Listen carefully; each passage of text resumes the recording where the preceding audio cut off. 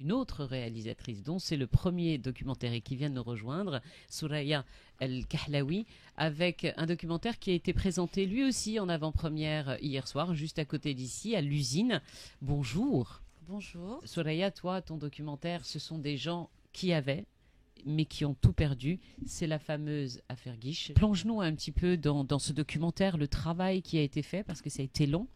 J'ai rencontré les habitants du Douarouled Lim suite à la lecture d'un article de presse, tout simplement, paru dans Média 24. Et c'est comme ça que, par curiosité, j'ai décidé d'aller voir ces habitants qui, en tout cas c'est ce qu'il y avait écrit dans l'article, avaient été expulsés de leur terre collective au cœur de Rabat. Dès mon arrivée chez les habitants du Douarouled Lim, les femmes m'ont tout de suite entourée et m'ont demandé de filmer. Et ça a été assez incroyable pour moi parce que pour moi qui suis sociologue, je suis habituée à mon petit papier et mon crayon.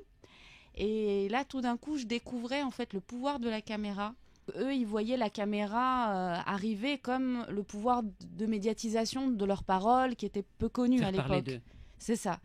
Et comme moi, je ne suis pas cinéaste et que j'ai pas de formation là-dedans, c'est pas que j'avais dans l'idée de faire des plans ou même dans l'idée de faire un documentaire. Moi, je prenais des vidéos puis je les postais sur YouTube. C'était tout ce que je faisais. Et puis petit à petit, parce que les mois ont passé et que moi-même, je me suis approprié cette caméra, j'ai commencé à filmer leur monde, leur vie, les maisons qui restaient. Petit à petit, je suis rentrée aussi dans leur quotidien.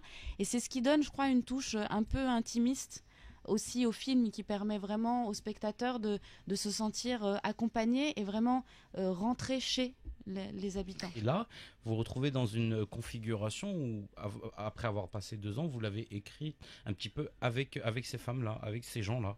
J'ai écrit ce documentaire 2 ans et demi après avoir filmé. C'est-à-dire au moment où je me suis retrouvée avec des rushs incroyables en termes de nombre et que...